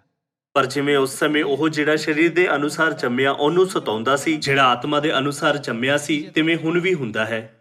ਇੱਥੇ ਸਰੀਰ ਦੇ ਅਨੁਸਾਰ ਜਨਮ ਲੈਣ ਵਾਲੇ ਆਤਮਾ ਦੇ ਅਨੁਸਾਰ ਜਨਮ ਲੈਣ ਵਾਲੇ ਨਾਲ ਕੀ ਕਰਦੇ ਸੀ? ਇਹ ਕਹਿੰਦਾ ਹੈ ਕਿ ਉਹ ਆਤਮਾ ਦੇ ਅਨੁਸਾਰ ਜੰਮੇ ਹੋਏ ਨੂੰ ਸਤਾਉਂਦੇ ਸੀ। ਵਚਨ 30 ਪਰ ਧਰਮ ਪੁਸਤਕ ਕੀ ਆਖਦਾ ਹੈ? 하나님요, ਗੋਲੀ ਅਤੇ ਉਸਦੇ ਪੁੱਤਰ ਨੂੰ ਕੱਢ ਦੇ ਕਿਉਂ ਜੋ ਗੋਲੀ ਦਾ ਪੁੱਤਰ ਆਜ਼ਾਦ ਦੇ ਪੁੱਤਰ ਦੇ ਨਾਲ ਅਧਿਕਾਰੀ ਨਹੀਂ ਹੋਵੇਗਾ। 하였느니라. ਇਸ ਲਈ ਹੇ ਭਰਾਵੋ ਅਸੀਂ ਗੋਲੀ ਦੀ ਨਹੀਂ ਸਗੋਂ 자녀가 아니요. ਅਸੀਂ ਕਿਸ ਦੀ ਸੰਤਾਨ ਹਾਂ? 자유- ਅਸੀਂ ਆਜ਼ਾਦ ਇਸਤਰੀ ਦੀ ਸੰਤਾਨ ਹਾਂ। 있습니다. ਫਿਰ ਵਚਨ 26 ਦੇ ਅਨੁਸਾਰ ਇੱਥੇ ਆਜ਼ਾਦ ਇਸਤਰੀ ਕੌਣ ਹੈ? 누굽니까? ਪਰ ਯਰੂਸ਼ਲਮ ਜੋ ਉਤਾਹਾਂ ਹੈ ਉਹ ਆਜ਼ਾਦ ਹੈ, ਉਹ ਸਾਡੀ ਮਾਤਾ ਹੈ। 어머니라고 했습니다. ਗਲਾਤੀਆ ਅਧਿਆਇ 4 ਵਿੱਚ ਇਹ ਲਿਖਿਆ ਹੈ ਕਿ ਸਿਰਫ ਮਾਤਾ ਜੀ ਦੀਆਂ ਸੰਤਾਨਾਂ ਨੂੰ ਹੀ 된다는 것을 ਸਦੀਪਕ ਸਵਰਗ ਦੇ ਰਾਜ ਦੀ ਵਿਰਾਸਤ ਪ੍ਰਾਪਤ ਹੋਵੇਗੀ। ਮਾਤਾ ਪਰਮੇਸ਼ਰ ਨੂੰ ਯਕੀਨਨ ਰੂਪ ਨਾਲ ਬਾਈਬਲ ਵਿੱਚ ਸ਼ਾਮਿਲ ਸੱਚਾਈ ਦੇ ਅਨੁਸਾਰ ਪ੍ਰਗਟ ਹੋਣਾ ਚਾਹੀਦਾ ਹੈ। ਅੱਜ ਕਈ ਚਰਚਾਂ ਅਤੇ ਸੰਪਰਦਾਵਾਂ ਦਾ ਗਠਨ ਕੀਤਾ ਗਿਆ ਹੈ, ਪਰ ਸਿਰਫ ਇੱਕੋ ਚਰਚ ਹੈ ਜੋ ਮਾਤਾ ਪਰਮੇਸ਼ਰ ਉੱਤੇ ਵਿਸ਼ਵਾਸ ਕਰਦਾ ਹੈ। 믿는 교회가 딱 한 곳 있습니다. ਉਹ ਕਿਹੜਾ ਚਰਚ ਹੈ? Church of God world mission society. 여기 ਭਰਾਵੋ ਤੇ ਭੈਣੋ ਕੋਈ ਦੂਸਰਾ ਚਰਚ ਨਹੀਂ ਹੈ। ਬਾਈਬਲ ਕਹਿੰਦੀ ਹੈ ਕਿ ਸਿਰਫ ਪਰਮੇਸ਼ਰ ਇਸ ਸੱਚਾਈ ਨੂੰ ਪ੍ਰਗਟ ਕਰ ਸਕਦੇ ਹਨ 없다고 했습니다. ਕਿ ਇਸ ਲਈ ਪਿਤਾ ਜੀ ਨੇ ਆਪਣੇ ਹੱਥ ਲਿਖਤ ਨੋਟ ਵਿੱਚ ਇਹ ਨਹੀਂ ਲਿਖਿਆ ਮੈਂ ਮਾਤਾ ਦਾ ਪਾਲਣ ਕਰਦਾ ਹਾਂ। ਆਓ ਅਸੀਂ ਪ੍ਰਕਾਸ਼ ਦੀ ਪੋਥੀ ਅਧਿਆਇ 22 ਉੱਤੇ ਜਾਈਏ। ਵਚਨ 17 보시면 ਆਤਮਾ ਅਤੇ ਲਾੜੀ ਆਖਦੀ ਹੈ 있습니다. ਤੁਹਾਡੇ ਵਿੱਚੋਂ ਕੁਝ ਲੋਕਾਂ ਨੇ ਪਵਿੱਤਰ ਤ੍ਰਿਏਕ ਦੇ ਬਾਰੇ ਪਹਿਲਾਂ ਹੀ ਅਧਿਐਨ ਕੀਤਾ ਹੋਵੇਗਾ। ਇਸ ਦਾ ਅਰਥ ਹੈ ਪਿਤਾ ਪਰਮੇਸ਼ਰ, ਪੁੱਤਰ ਪਰਮੇਸ਼ਰ ਅਤੇ ਪਵਿੱਤਰ ਆਤਮਾ ਪਰਮੇਸ਼ਰ ਤਿੰਨੋਂ ਇੱਕ ਹਨ ਅਤੇ ਇਹ ਸੱਚਾਈ ਬਹੁਤ ਸਾਰੇ ਲੋਕਾਂ ਨੂੰ ਸਿਖਾਈ ਗਈ ਹੈ। ਪਿਤਾ ਪਰਮੇਸ਼ਰ, ਪੁੱਤਰ ਪਰਮੇਸ਼ਰ ਅਤੇ ਪਵਿੱਤਰ ਆਤਮਾ ਪਰਮੇਸ਼ਰ ਸਭ ਪਰਮੇਸ਼ਰ ਦੇ ਨਰ ਸਵਰੂਪ ਨੂੰ ਸੰਕੇਤ ਕਰਦਾ ਹੈ 왜냐하면 ਕਿਉਂਕਿ ਉਹ ਸਾਰੇ ਇੱਕੋ ਹੀ ਹਨ। ਇਸ ਲਈ ਵਚਨ 17 ਵਿੱਚ ਆਤਮਾ ਤੇ ਲਾੜੀ ਵਿੱਚ ਆਤਮਾ ਪਰਮੇਸ਼ਰ ਦੇ ਨਰ ਸਵਰੂਪ ਨੂੰ ਦਰਸਾਉਂਦਾ ਹੈ। ਦੂਸਰੇ ਸ਼ਬਦਾਂ ਵਿੱਚ ਇਹ ਪਿਤਾ ਪਰਮੇਸ਼ਰ ਨੂੰ ਸੰਕੇਤ ਕਰਦਾ ਹੈ। ਕੀ ਤੁਹਾਨੂੰ ਸਮਝ ਆਇਆ? ਅਤੇ ਕਿਉਂਕਿ ਉਹ ਪਿਤਾ ਦੀ ਲਾੜੀ ਹੈ ਇਸ ਲਈ ਉਹਨਾਂ ਨੂੰ ਲਾੜੀ ਜਾਂ ਉਹਨਾਂ ਦੀ ਪਤਨੀ ਦੇ ਰੂਪ ਵਿੱਚ ਦੱਸਿਆ ਗਿਆ ਹੈ। 부인 ਸਾਨੂੰ ਆਪਣੇ ਪਿਤਾ ਜੀ ਦੀ ਪਤਨੀ ਨੂੰ ਕੀ ਕਹਿਣਾ ਚਾਹੀਦਾ ਹੈ? ਕਿ ਅਸੀਂ ਆਪਣੇ ਪਿਤਾ ਜੀ ਦੀ ਪਤਨੀ ਨੂੰ ਭੈਣ ਕਹਾਂਗੇ? 뭐라고 합니까? ਕਿ ਤੁਸੀਂ ਉਹਨਾਂ ਨੂੰ ਭਰਾ ਕਹੋਗੇ? 누구시? ਉਹ ਕੌਣ ਹੈ? ਉਹ ਸਾਡੀ ਮਾਤਾ ਜੀ ਹਨ। ਦੂਸਰੇ ਸ਼ਬਦਾਂ ਵਿੱਚ ਅਭਿਵਿਅਕਤੀ ਆਤਮਾ ਤੇ ਲਾੜੀ ਕਹਿੰਦੇ ਹਨ ਦਾ ਅਰਥ ਹੈ 아버지 하나님 ਪਿਤਾ ਪਰਮੇਸ਼ਰ ਅਤੇ ਮਾਤਾ ਪਰਮੇਸ਼ਰ ਕਹਿੰਦੇ ਹਨ। ਉਹ ਕੀ ਕਹਿੰਦੇ ਹਨ? 하십니까? ਉਹ ਕਹਿੰਦੇ ਹਨ ਆਓ। ਕਿਸ ਕੋਲ? ਆਤਮਾ ਤੇ ਲਾੜੀ ਦੀਆਂ ਬਾਹਾਂ ਵਿੱਚ। ਇਸ ਪ੍ਰਕਾਰ ਉਹ ਹੁਣ ਸਾਰੀ ਮਨੁੱਖ ਜਾਤੀ ਨੂੰ ਆਪਣੇ ਕੋਲ ਬੁਲਾ ਰਹੇ ਹਨ। ਆਤਮਾ ਤੇ ਲਾੜੀ ਆਖਦੀ ਹੈ ਆਓ। ਜਿਹੜਾ ਸੁਣਦਾ ਹੋਵੇ ਉਹ ਕਹੇ ਆਓ ਅਤੇ ਜਿਹੜਾ ਧਿਆਇਆ ਹੋਵੇ ਉਹ ਆਵੇ। ਜਿਹੜਾ ਚਾਹੇ ਉਹ ਆਏ ਅਤੇ ਅੰਮ੍ਰਿਤ ਜਲ ਮੁਫਤ ਲਵੇ। ਕਿ ਬਾਈਬਲ ਕਹਿੰਦੀ ਹੈ ਕਿ ਅਸੀਂ ਇਸ ਵਚਨ ਵਿੱਚ ਕੁਝ ਵੀ ਜੋੜ ਸਕਦੇ ਜਾਂ ਇਸ ਵਿੱਚੋਂ ਕੁਝ ਘਟਾ ਸਕਦੇ ਹਾਂ। ਆਓ ਅਸੀਂ ਵਚਨ 18 ਦੇਖੀਏ। ਮੈਂ ਹਰ ਇੱਕ ਦੇ ਅੱਗੇ ਜਿਹੜਾ ਇਸ ਪੋਥੀ ਦੇ ਅਗਮ ਵਾਕ ਦੀਆਂ ਬਾਣੀਆਂ ਸੁਣਦਾ ਹੈ ਸਾਖੀ ਦਿੰਦਾ ਹਾਂ ਜੇ ਕੋਈ ਇਹਨਾਂ ਵਿੱਚੋਂ ਕੁਝ ਵਧਾਵੇ ਤਾਂ ਉਹ ਬਵਾ ਜਿਹੜੀਆਂ ਇਸ ਪੋਥੀ ਵਿੱਚ ਲਿਖੀਆਂ ਹੋਈਆਂ ਹਨ ਪਰਮੇਸ਼ਰ ਉਸ ਉੱਤੇ ਵਧਾਵੇਗਾ। ਵਚਨ 19 ਜੋ ਕੋਈ ਇਸ ਅਗਮ ਵਾਕ ਦੀ ਪੋਥੀ ਦੀਆਂ ਬਾਣੀਆਂ ਵਿੱਚੋਂ ਕੁਝ ਘਟਾਵੇ ਮਤਲਬ ਕੁਝ ਕੱਢ ਦੇਵੇ ਜੀਵਨ ਦੇ ਬ੍ਰਿਕਸ਼ ਤੋਂ ਅਤੇ ਪਵਿੱਤਰ ਨਗਰੀ ਵਿੱਚੋਂ ਅਰਥਾਤ ਉਹਨਾਂ ਗੱਲਾਂ ਵਿੱਚੋਂ ਜਿਹੜੀਆਂ ਇਸ ਪੋਥੀ ਵਿੱਚ ਲਿਖੀਆਂ ਹੋਈਆਂ ਹਨ ਪਰਮੇਸ਼ਰ ਉਹਦਾ ਹਿੱਸਾ ਘਟਾਵੇਗਾ। ਦੂਸਰੇ ਸ਼ਬਦਾਂ ਵਿੱਚੋਂ ਪਰਮੇਸ਼ਰ ਉਹਨਾਂ ਕੋਲ ਸਵਰਗ ਦੇ ਰਾਜ ਵਿੱਚ ਪ੍ਰਵੇਸ਼ ਕਰਨ ਦਾ ਅਧਿਕਾਰ ਖੋਹ ਲੈਣਗੇ। ਸਾਨੂੰ ਨਿਸ਼ਚਿਤ ਤੌਰ ਨਾਲ ਇਸ ਤੱਥ ਵਿੱਚ ਕਿ ਆਤਮਾ ਤੇ ਲਾੜੀ ਮੌਜੂਦ ਹਨ ਕੁਝ ਵਧਾ ਜਾਂ ਘਟਾ ਨਹੀਂ ਸਕਦੇ। ਮਾਤਾ ਜੀ ਨਹੀਂ ਹਨ। ਚਰਚ ਜੋ ਮਾਤਾ ਪਰਮੇਸ਼ਰ ਉੱਤੇ ਵਿਸ਼ਵਾਸ ਕਰਦੇ ਹਨ ਅਜੀਬ ਹਨ। ਜੇਕਰ ਕੋਈ ਚਰਚ ਇਸ ਤਰ੍ਹਾਂ ਸਾਡੇ ਚਰਚ ਬਾਰੇ ਬੁਰਾ ਬੋਲਦੇ ਹਨ ਫਿਰ ਇਹ ਹੋਰ ਜ਼ਿਆਦਾ ਸਾਬਤ ਕਰਦਾ ਹੈ ਕਿ ਉਹ ਝੂਠੇ ਚਰਚ ਹਨ ਜੋ ਪਰਮੇਸ਼ਰ ਦੇ ਵਚਨ ਦੀ ਨਿੰਦਾ ਜਾਂ ਵਿਰੋਧ ਕਰ ਰਹੇ ਹਨ ਅਤੇ ਪਰਮੇਸ਼ਰ ਦੀਆਂ ਸਿੱਖਿਆਵਾਂ ਨੂੰ ਨਜ਼ਰਅੰਦਾਜ਼ ਕਰ ਰਹੇ ਹਨ। 되고 남음이 있습니다. ਸਾਰੇ ਲੋਕੋ 손에는 ਇਸ ਗਲੋਬਲ ਪਿੰਡ ਵਿੱਚ ਮਾਤਾ ਜੀ ਤੋਂ ਬਿਨਾਂ ਜੀਵਨ ਨਹੀਂ ਹੋ ਸਕਦਾ। ਸਿੱਧੇ ਸ਼ਬਦਾਂ ਵਿੱਚ ਕਹੀਏ ਫਿਰ ਪੌਦਿਆਂ ਅਤੇ ਜੰਗਲੀ ਜਾਨਵਰਾਂ ਦੀ ਦੁਨੀਆ ਵਿੱਚ ਅਤੇ ਇੱਥੋਂ ਤੱਕ ਕਿ ਮਨੁੱਖੀ ਸੰਬੰਧਾਂ ਦੇ ਅੰਦਰ ਵੀ ਮਾਤਾ ਤੋਂ ਬਿਨਾਂ ਦੁਨੀਆ ਮੌਤ ਦੀ ਦੁਨੀਆ ਹੈ। ਜੀਵਨ ਮੌਜੂਦ ਹੈ ਅਤੇ ਸਾਡਾ ਜਨਮ ਹੋਇਆ ਹੈ, ਇਸ ਦਾ ਕਾਰਨ ਇਹ ਹੈ ਕਿ ਸਾਡੇ ਕੋਲ ਮਾਤਾ ਹੈ। ਇਸ ਲਈ ਉਤਪਤ ਦੀ ਪੁਸਤਕ ਵਿੱਚ ਵੀ ਇਹ ਦੇਖਿਆ ਜਾ ਸਕਦਾ ਹੈ ਕਿ ਮਾਤਾ ਦਾ ਦੂਸਰਾ ਨਾਮ ਜੀਵਨ ਹੈ। ਇਹ ਹੈਰਾਨੀਜਨਕ ਹੈ। ਉਹ ਜੋ ਸਭ ਤੋਂ ਜ਼ਿਆਦਾ ਮਾਤਾ ਜੀ ਤੋਂ ਘ੍ਰਿਣਾ ਕਰਦਾ ਹੈ, ਸਾਡਾ ਦੁਸ਼ਮਣ ਸ਼ੈਤਾਨ ਹੈ। ਇਹ ਉਤਪਤ ਅਧਿਆਇ 3 ਵਚਨ 15 ਦੀ ਪੁਸਤਕ ਵਿੱਚ ਦੇਖਿਆ ਜਾ ਸਕਦਾ ਹੈ ਕਿ ਪਰਮੇਸ਼ਰ ਨੇ ਇਸ ਦੇ ਬਾਰੇ ਪਹਿਲਾਂ ਹੀ ਭਵਿੱਖਬਾਣੀ ਕਰ ਦਿੱਤੀ ਸੀ। ਆਖਰਕਾਰ ਸਾਨੂੰ ਆਸਾਨੀ ਨਾਲ ਇਹ ਸਮਝਣ ਵਿੱਚ ਸਫਲ ਹੋਣਾ ਚਾਹੀਦਾ ਹੈ ਕਿ ਜੋ ਇਸ ਗੱਲ ਉੱਤੇ ਜ਼ੋਰ ਦਿੰਦੇ ਹਨ ਮਾਤਾ ਜੀ ਨਹੀਂ ਹਨ, ਉਹ ਲੋਕ ਹਨ ਜੋ ਮੌਤ ਦੀ ਦੁਨੀਆ ਤੋਂ ਆਏ ਹਨ। ਸਾਨੂੰ ਜਲਦੀ ਜਾਂਚ ਕਰਕੇ ਇਹ ਪੱਕਾ ਕਰਨਾ ਚਾਹੀਦਾ ਹੈ ਕਿ ਇਸ ਦੁਨੀਆ ਵਿੱਚ ਮਾਤਾ ਤੋਂ ਬਿਨਾਂ ਜੀਵਨ ਹੋ ਸਕਦਾ ਹੈ ਜਾਂ ਨਹੀਂ। 보셔야 됩니다. ਮਾਤਾ ਦੇ ਹੋਣ ਦੇ ਕਾਰਨ ਹੀ ਜੀਵਨ ਜਾਰੀ ਰਹਿ ਸਕਦਾ ਹੈ ਅਤੇ ਉਸ ਜੀਵਨ ਦਾ ਵੰਸ਼ ਪੀੜ੍ਹੀ ਦਰ ਪੀੜ੍ਹੀ ਚੱਲਦਾ ਰਹਿੰਦਾ ਹੈ। ਮੈਨੂੰ ਯਾਦ ਹੈ ਕਿ ਇੱਕ ਦਿਨ ਮੈਂ ਤੁਹਾਨੂੰ ਇਸ ਦੇ ਬਾਰੇ ਦੱਸ ਰਿਹਾ ਸੀ। ਮਾਈਟੋਕੌਂਡਰੀਆ ਡੀਐਨਏ DNA는 ਜੀਵਨ ਦਾ ਇੱਕ ਮਹੱਤਵਪੂਰਨ ਕਾਰਕ ਹੈ। ਇਹ ਸਿਰਫ ਇੱਕ ਮਾਤਾ ਦਾ ਮਾਈਟੋਕੌਂਡਰੀਆ ਡੀਐਨਏ ਹੁੰਦਾ ਹੈ ਜੋ ਉਹਨਾਂ ਦੀ ਸੰਤਾਨ ਨੂੰ ਦਿੱਤਾ ਜਾਂਦਾ ਹੈ। ਪਰਮੇਸ਼ਰ ਦਾ ਇਹ ਡੂੰਘਾ ਉਦੇਸ਼ ਉਸ ਸਮੇਂ ਤੋਂ ਹੈ ਜਦੋਂ ਉਹਨਾਂ ਨੇ ਮਨੁੱਖ ਜਾਤੀ ਦੀ ਰਚਨਾ ਕੀਤੀ। ਫਿਰ ਵੀ ਹੁਣ 21ਵੀਂ ਸਦੀ ਵਿੱਚ ਜਦੋਂ ਮਨੁੱਖਾਂ ਕੋਲ ਵਿਗਿਆਨੀ ਗਿਆਨ ਅਤੇ ਬੁੱਧੀ ਹੈ, ਲੋਕਾਂ ਨੇ ਬੁਨਿਆਦੀ ਗਿਆਨ ਨਾਲ ਜੀਵਨ ਦੀ ਉਤਪਤ ਦਾ ਪਤਾ ਲਗਾਉਣਾ ਸ਼ੁਰੂ ਕੀਤਾ। ਸਾਰੇ ਲੋਕੋ ਪਰਮੇਸ਼ਰ ਨੇ ਆਪਣੀ ਇੱਛਾ ਤੋਂ ਬਿਨਾਂ ਇਸ ਸੰਸਾਰ ਨੂੰ ਨਹੀਂ ਬਣਾਇਆ। ਪਰਮੇਸ਼ਰ ਨੇ ਜੋ ਕੁਝ ਵੀ ਬਣਾਇਆ ਹੈ ਉਸ ਦੇ ਦੁਆਰਾ ਪਹਿਲਾਂ ਤੋਂ ਹੀ ਦੱਸ ਦਿੱਤਾ ਹੈ ਕਿ ਜੀਵਨ ਸਿਰਫ ਉਦੋਂ ਹੀ ਹੋ ਸਕਦਾ ਹੈ ਜਦੋਂ ਮਾਤਾ ਹੁੰਦੀ ਹੈ। ਇਸ ਦੇ ਬਾਵਜੂਦ ਜੋ ਲੋਕ ਪਰਮੇਸ਼ਰ ਉੱਤੇ ਵਿਸ਼ਵਾਸ ਕਰਨ ਦਾ ਦਾਅਵਾ ਕਰਦੇ ਹਨ, ਉਹ ਬਾਈਬਲ ਉੱਤੇ ਸ਼ੱਕ ਕਰਦੇ ਅਤੇ ਉਸ ਦੇ ਅਰਥ ਨੂੰ ਤੋੜ ਮਰੋੜ ਕੇ ਮਨਮਾਨੇ ਢੰਗ ਨਾਲ ਇਸ ਦੀ ਵਿਆਖਿਆ ਕਰਦੇ ਹੋਏ ਕਹਿੰਦੇ ਹਨ। ਲਾੜੀ ਸੰਤਾਂ ਨੂੰ ਸੰਕੇਤ ਕਰਦੀ ਹੈ। ਆਤਮਾ ਅਤੇ ਲਾੜੀ ਬੁਲਾ ਰਹੇ ਹਨ, ਜੀਵਨ ਦਾ ਜਲ ਪਾਉਣ ਲਈ ਆਓ। ਜੇਕਰ ਲਾੜੀ ਸੰਤ ਹੁੰਦੀ, ਫਿਰ ਕੀ ਉਹਨਾਂ ਨੂੰ ਆਤਮਾ ਤੇ ਲਾੜੀਆਂ ਦੇ ਰੂਪ ਵਿੱਚ ਦੱਸਿਆ ਨਹੀਂ ਜਾਂਦਾ? ਜਦੋਂ ਪਿਤਾ ਪਰਮੇਸ਼ਰ ਜੋ ਕਿ ਇੱਕ ਹਨ ਅਤੇ ਮਾਤਾ ਪਰਮੇਸ਼ਰ ਜੋ ਕਿ ਇੱਕ ਹੀ ਹਨ ਕਹਿੰਦੇ ਹਨ, ਜੋ ਤਿਹਾਇਆ ਹੋਵੇ ਉਹ ਮੇਰੇ ਕੋਲ ਆਏ। ਜਿਨ੍ਹਾਂ ਨੂੰ ਉਹਨਾਂ ਕੋਲ ਆਉਣਾ ਚਾਹੀਦਾ ਹੈ ਉਹ ਸੰਤ ਹਨ। ਇਸ ਦੇ ਉਲਟ ਜੋ ਉਹਨਾਂ ਨੂੰ ਬੁਲਾ ਰਹੇ ਹਨ ਉਹ ਪਰਮੇਸ਼ਰ ਹੋਣੇ ਚਾਹੀਦੇ ਹਨ। ਭਾਵੇਂ ਬਾਈਬਲ ਨੂੰ ਸਮਝਣਾ ਬਹੁਤ ਆਸਾਨ ਹੈ, ਫਿਰ ਵੀ ਅੱਜ ਬਹੁਤ ਸਾਰੀਆਂ ਆਤਮਾਵਾਂ ਝੂਠੀਆਂ ਸਿੱਖਿਆਵਾਂ ਵਿੱਚ ਫਸੀਆਂ ਹੋਈਆਂ ਹਨ। ਅਜਿਹਾ ਇਸ ਲਈ ਹੈ ਕਿਉਂਕਿ ਉਹ ਇਹਨਾਂ ਸਿੱਖਿਆਵਾਂ ਨੂੰ ਨਹੀਂ ਸਮਝਦੇ। ਆਓ ਅਸੀਂ ਅਫਸੀ ਅਧਿਆਇ 4 ਵਚਨ 4 ਵਿੱਚ ਇੱਕ ਹੋਰ ਵਚਨ ਦੇਖੀਏ। ਸਾਨੂੰ ਚੰਗੀ ਤਰ੍ਹਾਂ ਇਸ ਵਚਨ ਦਾ ਮਤਲਬ ਪਤਾ ਹੋਣਾ ਚਾਹੀਦਾ ਹੈ ਤਾਂ ਜੋ ਸਾਨੂੰ ਕੋਈ ਰੁਕਾਵਟ ਨਾ ਹੋਵੇ। 방해받지를 않습니다. ਇੱਕੋ ਦੇਹੀ ਅਤੇ ਇੱਕੋ ਆਤਮਾ ਹੈ। 하나이니 ਜਿਵੇਂ ਤੁਸੀਂ ਵੀ ਆਪਣੇ ਸੱਦੇ ਦੀ ਇੱਕੋ ਆਸ ਵਿੱਚ ਸੱਦੇ ਗਏ। ਇੱਕੋ ਪ੍ਰਭੂ, ਇੱਕੋ ਨਿਹਚਾ, ਇੱਕੋ ਬਪਤਿਸਮਾ ਹੈ ਅਤੇ ਸਭਨਾਂ ਦਾ ਇੱਕੋ ਪਰਮੇਸ਼ਰ ਹੈ। ਕਿ ਇਹ ਕਹਿੰਦਾ ਹੈ ਇੱਕ ਹੀ ਪਰਮੇਸ਼ਰ ਹੈ, ਫਿਰ ਕੋਈ ਗਲਤ ਸਮਝ ਸਕਦਾ ਹੈ। ਪਰ ਇਸ ਤੋਂ ਬਾਅਦ ਇਹ ਕੀ ਕਹਿੰਦਾ ਹੈ? ਸਭਨਾਂ ਦਾ ਇੱਕੋ ਪਰਮੇਸ਼ਵਰ ਅਤੇ ਪਿਤਾ ਹੈ। ਸਾਰੇ ਲੋਕੋ ਕਿ ਚਰਚ ਆਫ ਗੋਡ ਨੇ ਕਦੇ ਸਿਖਾਇਆ ਕਿ ਸਾਡੇ ਕੋਲ ਦੋ ਪਿਤਾ ਪਰਮੇਸ਼ਰ ਹਨ? ਕਦੇ ਨਹੀਂ। ਕਿੰਨੇ ਪਿਤਾ ਹਨ? ਪਿਤਾ ਇੱਕ ਹੈ। ਅਫਸੀ ਅਧਿਆਇ 4 ਵਿੱਚ ਸਿਰਫ ਇੱਕ ਪਰਮੇਸ਼ਰ ਪਿਤਾ ਬਾਰੇ ਜ਼ਿਕਰ ਕੀਤਾ ਗਿਆ ਹੈ। ਸਾਡੇ ਪਿਤਾ ਦੇ ਰੂਪ ਵਿੱਚ ਇੱਕ ਪਰਮੇਸ਼ਰ ਹਨ ਜਿਨ੍ਹਾਂ ਦਾ ਅਸੀਂ ਇਨਕਾਰ ਜਾਂ ਅਸਵੀਕਾਰ ਨਹੀਂ ਕਰਦੇ। ਪਰ ਜਦੋਂ ਅਸੀਂ ਉਤਪਤ ਅਧਿਆਇ 1 ਦੇਖਦੇ ਹਾਂ, ਫਿਰ ਯਕੀਨਨ ਰੂਪ ਨਾਲ ਮਾਤਾ ਪਰਮੇਸ਼ਰ ਦੀ ਹੋਂਦ ਹੈ ਨਾ? ਕਿ ਗਲਾਤੀ ਅਧਿਆਇ 4 ਵਚਨ 26 ਵਿੱਚ ਵੀ ਮਾਤਾ ਜੀ ਦਾ ਜ਼ਿਕਰ ਨਹੀਂ ਹੈ? ਕਿ ਉਹਨਾਂ ਦਾ ਜ਼ਿਕਰ ਪ੍ਰਕਾਸ਼ ਦੀ ਪੋਥੀ ਅਧਿਆਇ 22 ਵਚਨ 17 ਵਿੱਚ ਆਤਮਾ ਦੀ ਲਾੜੀ ਦੇ ਰੂਪ ਵਿੱਚ ਨਹੀਂ ਕੀਤਾ ਗਿਆ? ਇਬਰਾਨੀ ਵਿੱਚ ਲਿਖੀ ਗਈ ਮੂਲ ਬਾਈਬਲ ਵਿੱਚ ਐਲੋਹਿਮ ਪਰਮੇਸ਼ਰ ਦਾ ਲਗਭਗ 2500 ਵਾਰ ਜ਼ਿਕਰ ਕੀਤਾ ਗਿਆ ਹੈ। ਇਹਨਾਂ ਸਾਰੀਆਂ ਸਿੱਖਿਆਵਾਂ ਦੇ ਦੁਆਰਾ ਚਰਚ ਆਫ ਗੋਡ ਮਾਤਾ ਪਰਮੇਸ਼ਰ ਉੱਤੇ ਵਿਸ਼ਵਾਸ ਕਰਦਾ ਹੈ। ਇਹ ਬਾਈਬਲ ਵਿੱਚ ਪਾਈ ਜਾਣ ਵਾਲੀ ਇੱਕ ਸੱਚੀ ਸਿੱਖਿਆ ਹੈ। ਜਦੋਂ ਅਸੀਂ ਨਾ ਸਿਰਫ ਪਿਤਾ ਪਰਮੇਸ਼ਰ ਉੱਤੇ ਬਲਕਿ ਮਾਤਾ ਪਰਮੇਸ਼ਰ ਉੱਤੇ ਵੀ ਵਿਸ਼ਵਾਸ ਕਰੀਏ, ਉਹਨਾਂ ਦੀਆਂ ਸਿੱਖਿਆਵਾਂ ਨੂੰ ਫੜੀ ਰੱਖੀਏ ਅਤੇ ਉਹਨਾਂ ਦਾ ਪਾਲਨ ਕਰੀਏ, ਫਿਰ ਅਸੀਂ ਸਵਰਗੀ ਸੰਤਾਨ ਬਣ ਜਾਵਾਂਗੇ ਜੋ ਸਦੀਪਕ ਸਵਰਗ ਦੇ ਰਾਜ ਵਿੱਚ ਪ੍ਰਵੇਸ਼ ਕਰੇਗੀ, ਹੈ ਨਾ?